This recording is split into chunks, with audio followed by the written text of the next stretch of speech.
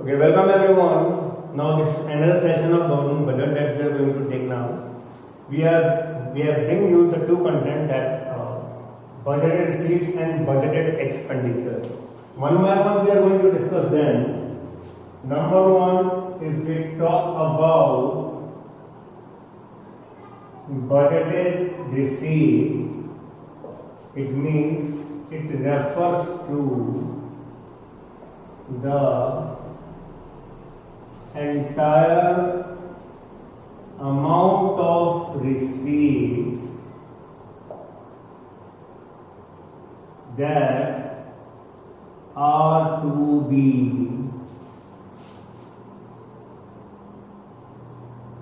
generated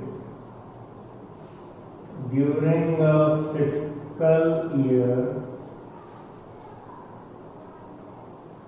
from all sources of the government. It means if we talk about budgeted receipts means the projected receipts as we have told in the last class.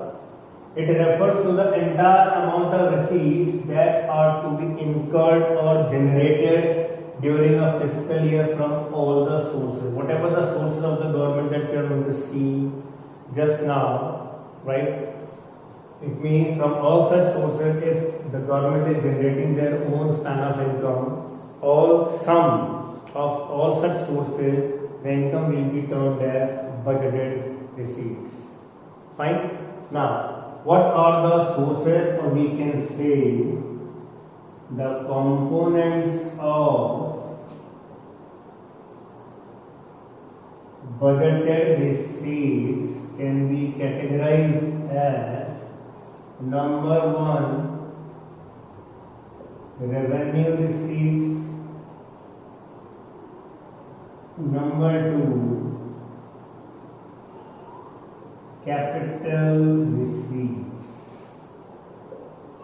Now, if we talk about revenue receipts and capital receipts, revenue receipts are basically the recurring in nature, or we can say occurred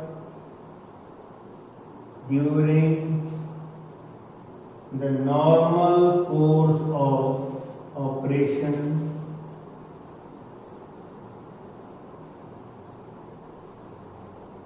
of government, whereas if we talk about capital receipts, it is non-recurring in nature, or we can say occurs once in a while during the normal course of operations of the government.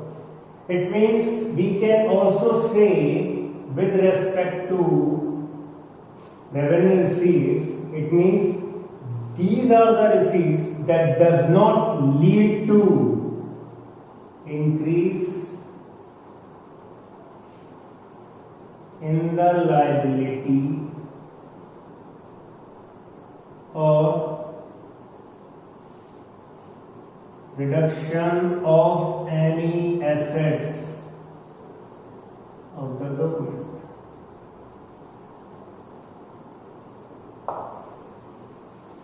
If we talk about the revenue receipts, these are the normal course of receipts that are being occurring and that what the government requires to be increased.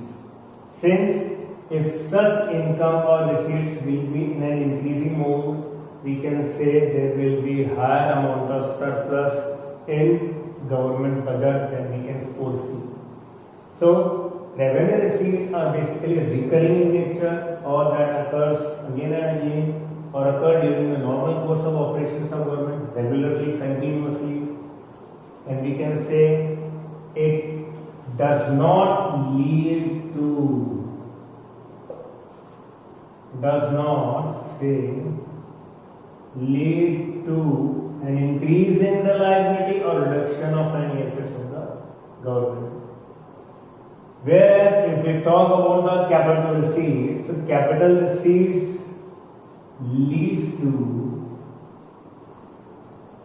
increase in liability as well as reduction in the assets of the government. Such are termed as capital receipts because they are non-recurring in nature, occurs once in a while, and it means that lead to increase in liability. If we give a very one fair example, we can say for revenue receipts, tax are the best example for revenue receipts. Whereas for capital receipts, we can say borrowings from say IMF or we say RBI can be the reasonable example for capital receipts. Since there are many examples, many components of revenue receipts and capital receipts that we are going to see right now, but here just telling you what you mean by revenue receipts and what are capital receipts. These are basically the definition of it and the meaning of revenue and capital receipts altogether. Now coming to the components of revenue receipts, we just need to undertake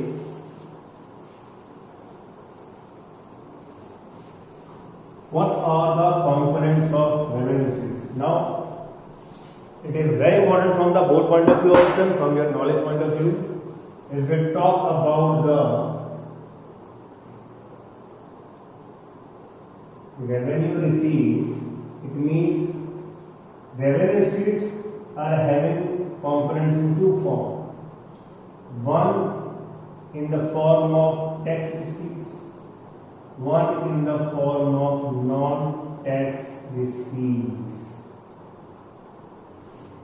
It means whatever the tax is being collected, that is basically the main income of the government. We can take tax receipts as the main course of income of the government that occurs during its normal course of operations.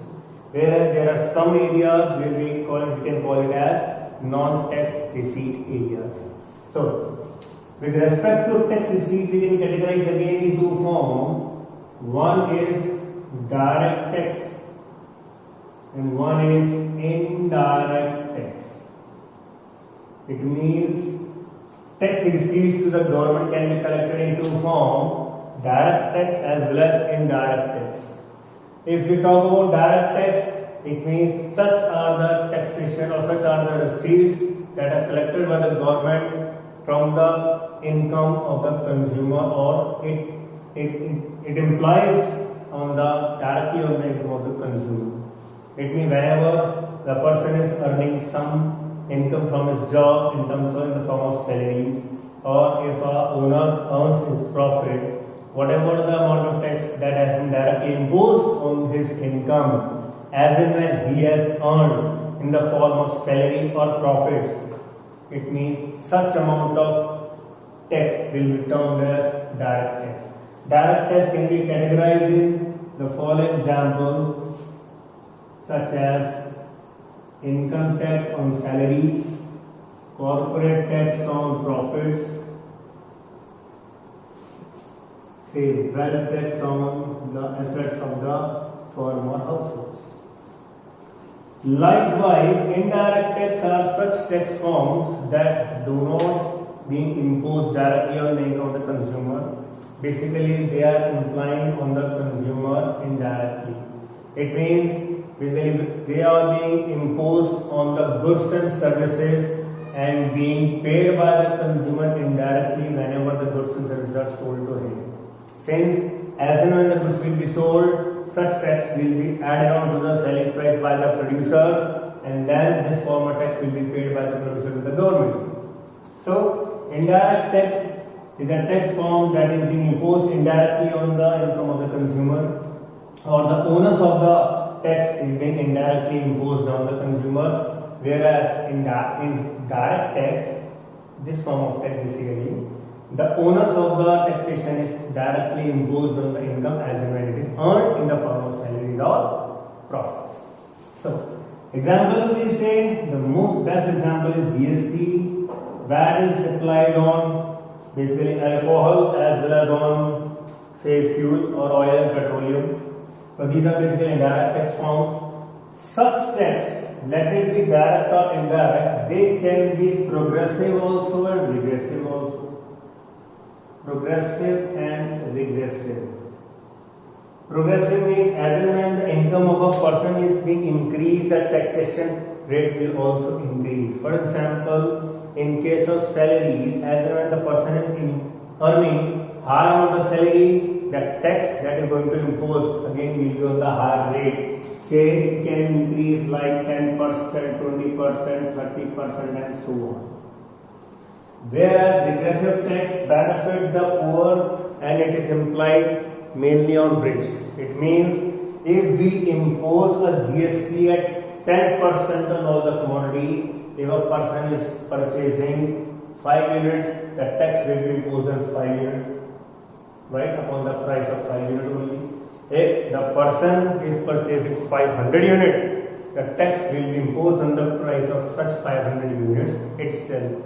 It means when the rate of taxation is constant, it will lead to regressive tax. Higher tax will be paid by the person who is purchasing higher amount of quantity, just like in the case of GST and VAT. Whereas progressive tax, it means higher amount of salary or profit, higher amount of slabs of taxation will be imposed. Say higher the salary, higher the rate of taxation will be imposed, as in the case of direct tax. Fine. So these are the form of taxation. It can be progressive also and regressive also. The tax receipt can be direct and indirect as we have seen. Fine. Now if we say non-tax receipt, non-tax receipts can be categorized in 9 forms that we need to see. What are the basic 9 forms? First of all, we just put the letters IPL to remember. It is not Indian Premier League. Okay, it is basically interest that is received by the government whenever it makes investment in some investment opportunity, good investment opportunity by purchasing some shares or debentures in some other forms. Then this P stands for profits, profit of public sector undertakings. Fine. Then this stands for license fee. License fee means whatever the license that has been granted by the government in order to operate or to operate any further functioning of a big communication such as spectrum, or if we are going to permit something to do for construction, say if we are giving the power to establish or to make the corridor or to make Delhi metro, we are going to give the license to operate on the government land. So whatever the amount of license fee will be the revenue receipts to the government. Then again we say this is EFF. E stands for escheat.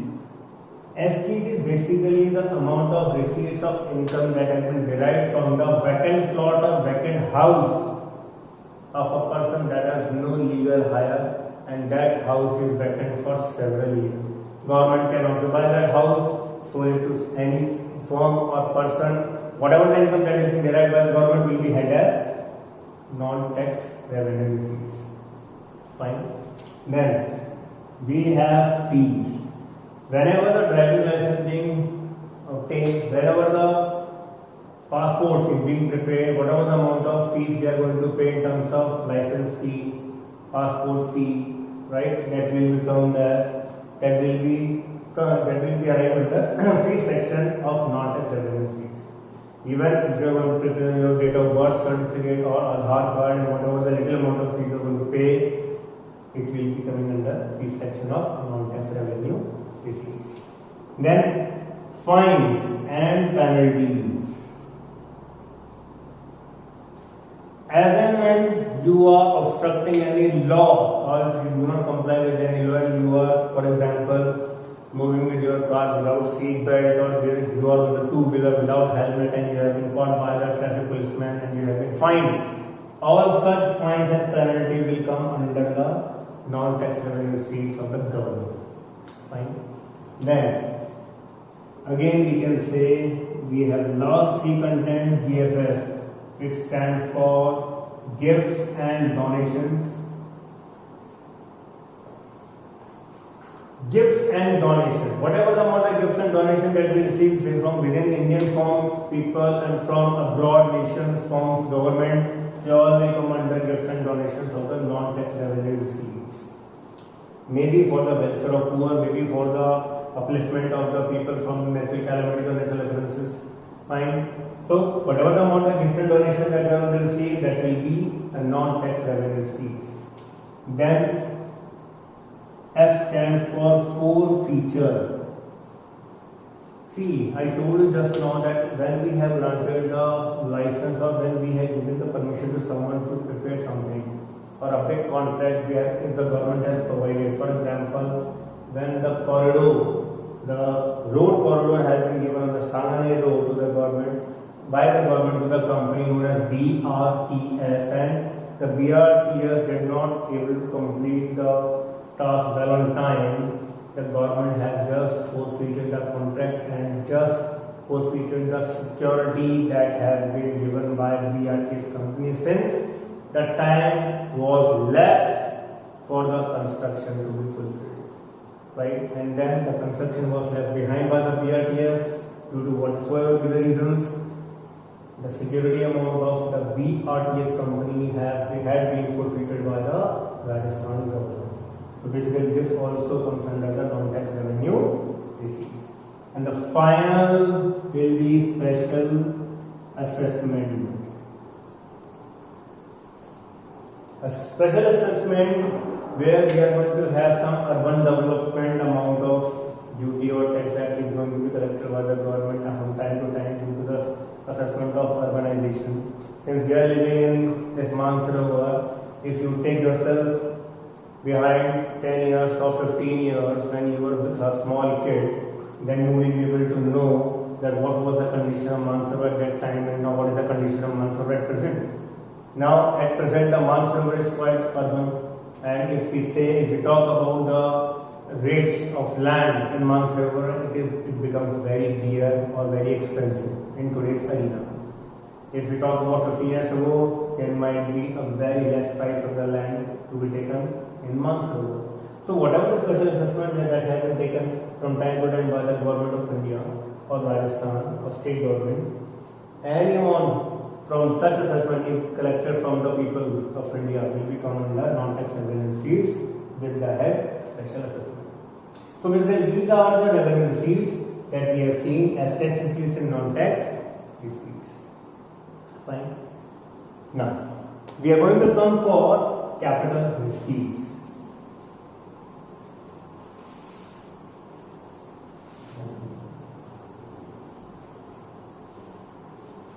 If we talk about the capital receipts,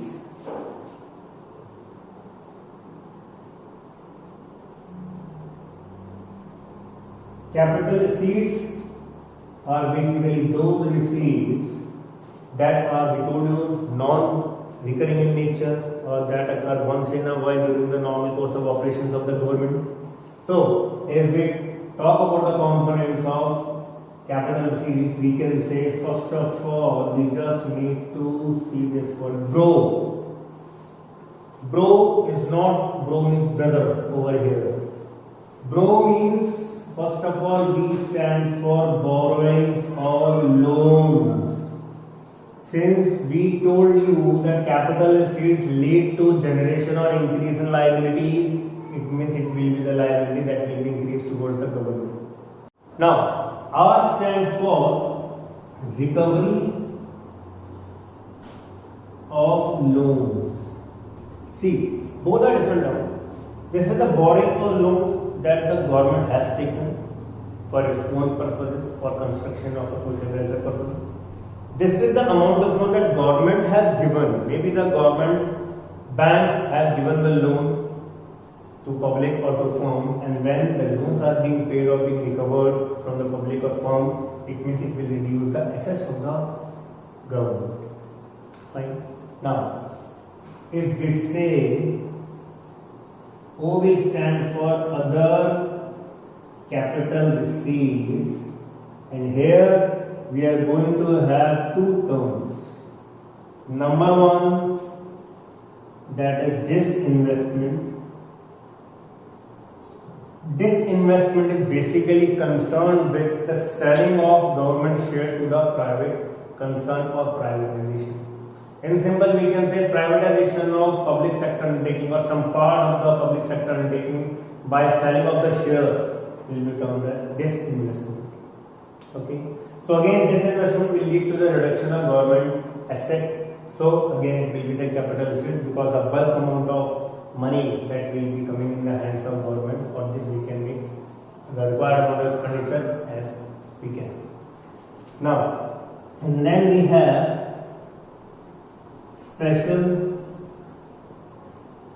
specific small savings.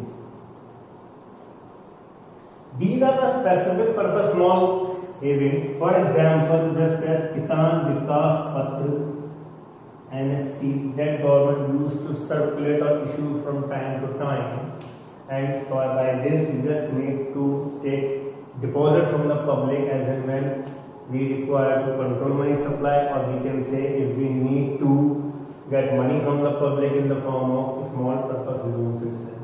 So when the public are making small time savings with the government, it is basically kept as a loan with the government because government has to pay interest to them. Fine. So these are the capital receipts that we have seen in the form of borrowings or loans that we are going to take from RBI or from IMF, from World Bank, from foreign banks. Then R stands for recovery of loans that the government is going to receive by recovering its loan procedures from various concerned public firms. And other capital receipt will be in the two forms, that is disinvestment and specific small purpose savings. These are in the form of PPP and NSC, Kisan Vikas Patra, National Savings Certificate, and this in the form of disinvestment. It means it is also known as privatization of public sector undertaking by selling off a small or a major portion of public sector undertaking for government undertaking. Fine. So these are the capital receipts that we have seen with you. Okay. Now we are going to study budgeted expenditure. Now coming to the budgeted expenditure, again we say budgeted expenditure are the projected expenditure to be incurred in an economy by the government, and it comprises of two forms. Again we say revenue expenditure as well as capital expenditure. Now we are talking about the expenses of government in terms of revenue and capital. It means again we say such expenses are those expenditure that are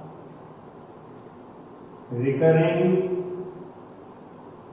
or continuously occurring in the normal course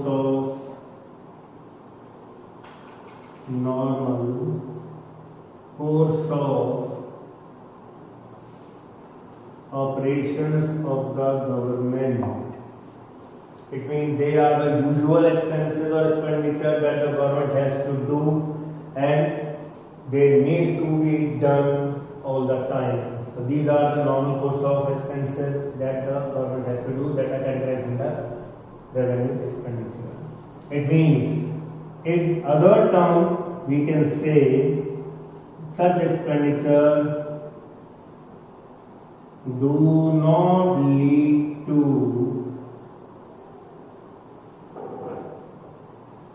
reduction of liability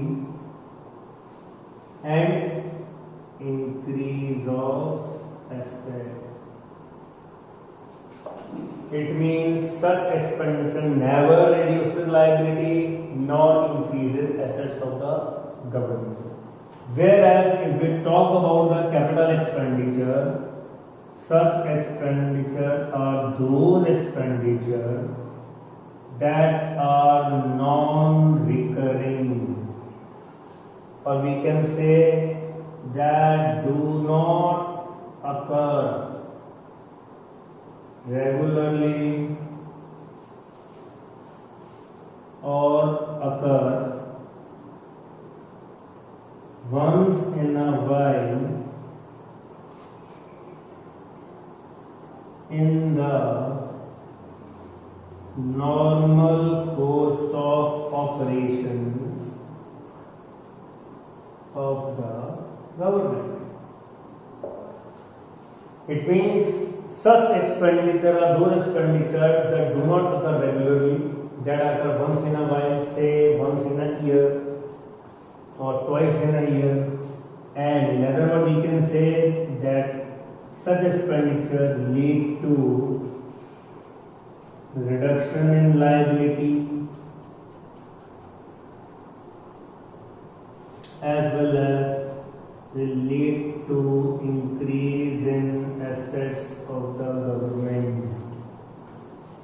Getting it? It means these are basically revenue expenditure and capital expenditure. If we talk about their example, we can say, for example, payment of salaries to PSU employees can be one example. We can say payment of old age pensions,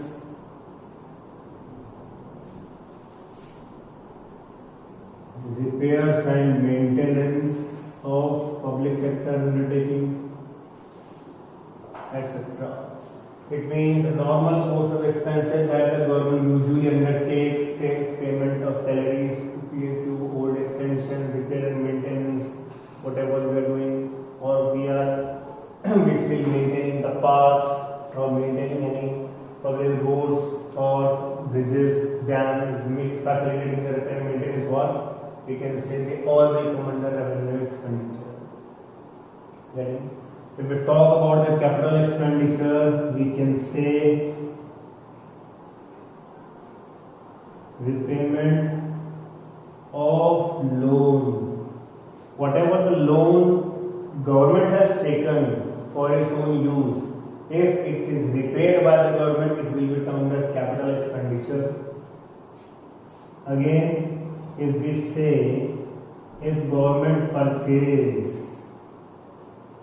assets, purchase of plant and machinery, purchase of high-end technology within India, from abroad, from any nations, any technology, any machine, any equipment is being purchased by the government for their undertakings, will be termed as capital expenditure. These are termed as development expenditure also, they can be termed as plant expenditure also. Any dam, bridges, public sector undertaking is constructed, roads are being constructed, they all will come under capital expenditure. But if any repair and maintenance work with their respect has been done, and if the salaries to public sector undertaking employees or old age pension have been paid, such example will be leading to revenue expenditure. So these are basically the budget expenditure that we have taken and budget receipts that we have taken in this session, right? So till now we are ending up over here. In the next session of the government budget, we are going to continue further, and the remaining session of the government budget equilibrium, and what do you mean by the three forms of deficit, that is budget deficit, that is also known as fiscal deficit, another one is revenue deficit, and the third one is primary deficit. And then the chapter gets over. So thank you so much, students, for watching us, and we keep working upon it. Till then, stay safe, stay happy, stay healthy, and see you very soon. Thank you so much.